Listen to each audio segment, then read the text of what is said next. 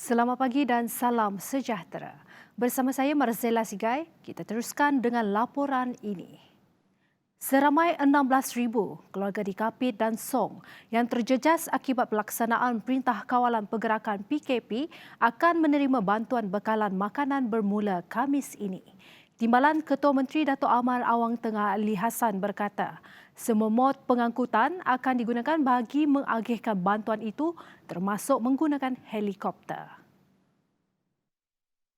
Awang Tengah yang juga pengerusi Jawatan Kuasa Kecil Rantaian Bekalan Makanan berkata, kerajaan negeri sedar masalah yang dihadapi penduduk dan menggerakkan seluruh jentera bagi membantu penduduk terjejas.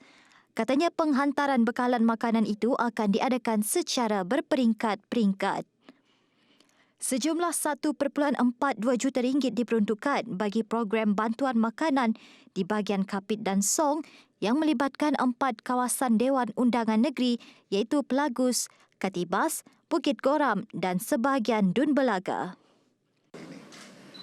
Seperti yang kita tahu dengan pelaksanaan MCO ini, maka pergerakan-pergerakan agak terhad, limited. Dan disebabkan itu, kerajaan negeri memutuskan untuk memberi bantuan sedikit sebanyaklah untuk meringankan beban. Peruntukan bekalan makanan berkenaan akan disalurkan terus kepada Jawatan Kuasa Pengurusan Bencana Negeri JPBN Sarawak bahagian Kapit dengan kerjasama JPBN Sarawak Daerah Kapit, Belaga dan Song. Pengagihan makanan oleh kedua-dua JPBN Sarawak bahagian dan daerah juga mendapat kerjasama agensi berkaitan lain termasuk Jawatan Kuasa Kemajuan dan Keselamatan Kampung JKKK, Ketua Masyarakat serta Pertubuhan Bukan Kerajaan NGO. Jawatan Kuasa Pengurusan Bencana bahagian Kapit juga diberi tanggungjawab untuk mengkoordinasikan dari segi pengedaran makanan itu. Ianya akan dibuat secara berperingkat-peringkat. Jawatan Kuasa ini juga akan menganapasi dari segi mode of transportation. PKP di bahagian Kapit secara keseluruhan 442 rumah panjang yang terjejas dengan 268 adalah di daerah Kapit sementara 174 rumah panjang di daerah Song. Sementara itu, Ahli Dewan Undangan Negeri Bukit Goram, Jefferson Jamit Unyat, menerima baik peruntukan bantuan yang telah diumumkan. Jelasnya ini akan membantu meringankan beban penduduk sepanjang tempoh PKP. This is the committee in Kapit to handle this case this bantuan makanan from the state government jadi kita this is the committee at divisional level the ketua oleh Tuan Residen to help untuk mengatur bantuan then with the assistant we dari Pusat Iman also we were assist and then kita also minta our ketua masyarakat datang the ketua masyarakat the pemancar pengulu pengung kaunselor tua-tua rumah tu ketua kampung tu assist lah.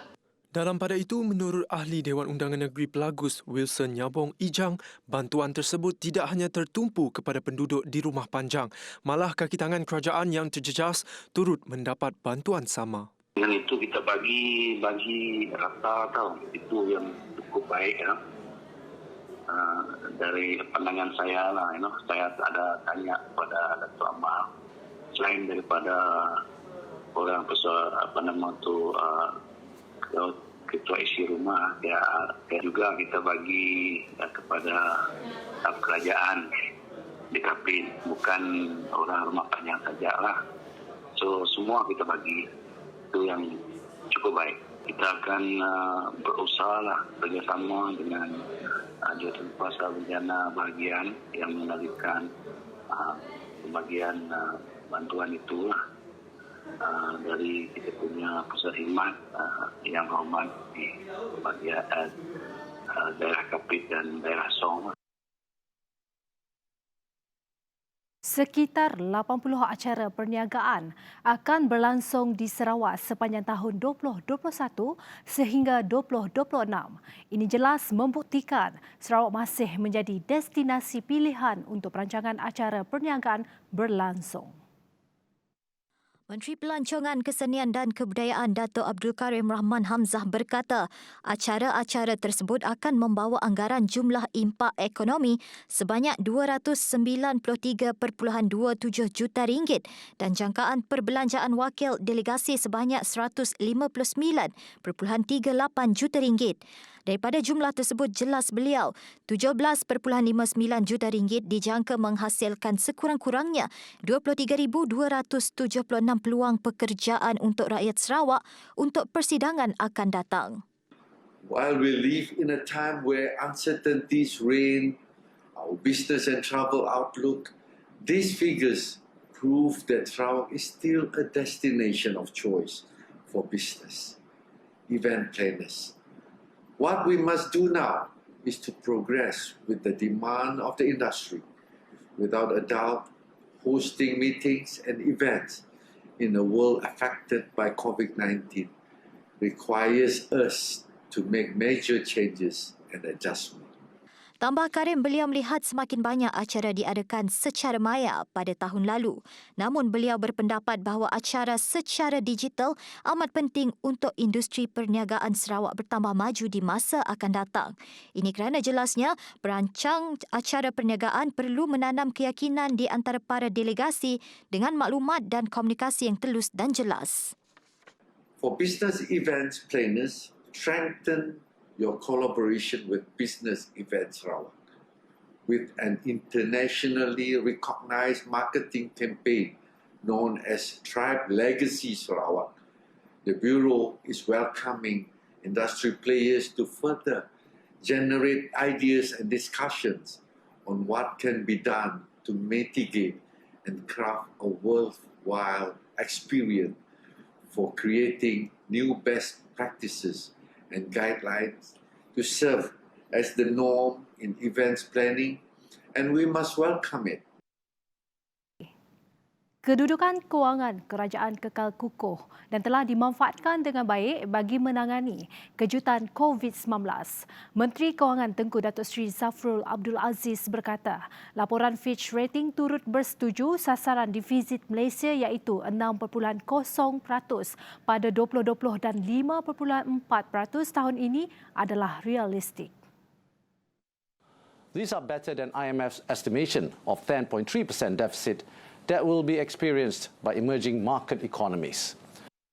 Jelas beliau lagi perbelanjaan tambahan melalui pakej rangsangan ekonomi pada tahun 2020 adalah bukti kerajaan mengutamakan hal berkaitan rakyat.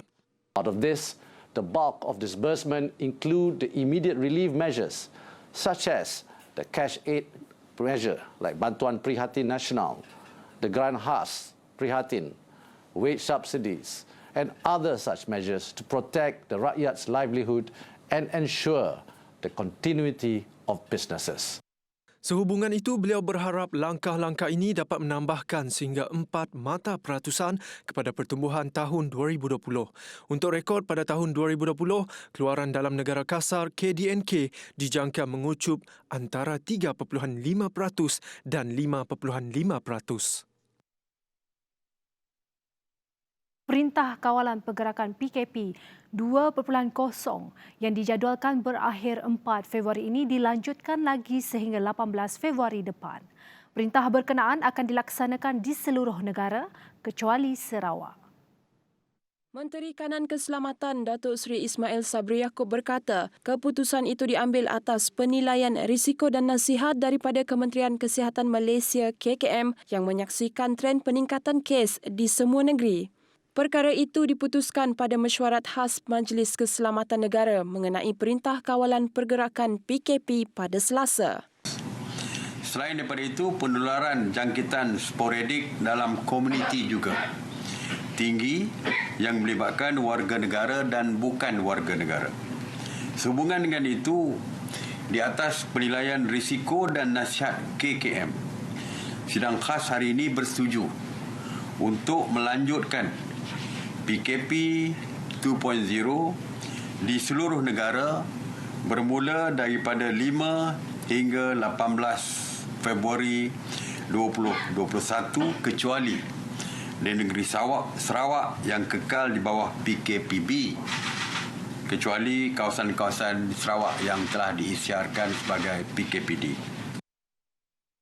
Institut Penyelidikan Keselamatan Jalan Raya Miros membangunkan teknologi pengesanan Light Detection and Ranging teknologi LiDAR bagi mengurangkan risiko pelanggaran antara penunggang motosikal dengan kenderaan lain. Ketua Pengarah Miros, Dr. Hairil Anwar Abu Kasim berkata teknologi berkenaan dibangunkan susulan kadar kematian tinggi melibatkan pengguna motosikal. Menurutnya, teknologi itu berupaya mengesan kenderaan di hadapan dan memberi amaran kepada penunggang untuk mengelak perlanggaran dengan selamat termasuk pada kelajuan tinggi. Jelas beliau, teknologi amaran ini dibangunkan dengan mengambil kira faktor berlaku perlanggaran membabitkan motosikal di lorong kecemasan. Tambahnya, LiDAR adalah komponen utama sistem bantuan pemandu termaju ADAS yang digunakan secara meluas dalam reka bentuk kenderaan beroda 4. Sehubungan itu, beliau berkata pendekatan reka bentuk yang digunakan juga diyakini dapat meningkatkan kebolehpasaran teknologi ini untuk digunakan secara meluas dalam kalangan penunggang motosikal di Malaysia dalam masa yang singkat. Laporan itu tadi mengakhiri ringkas TVS. Terus setia bersama kami di saluran Astro 122. Saya Marzella Sigai, salam hormat dan jumpa lagi.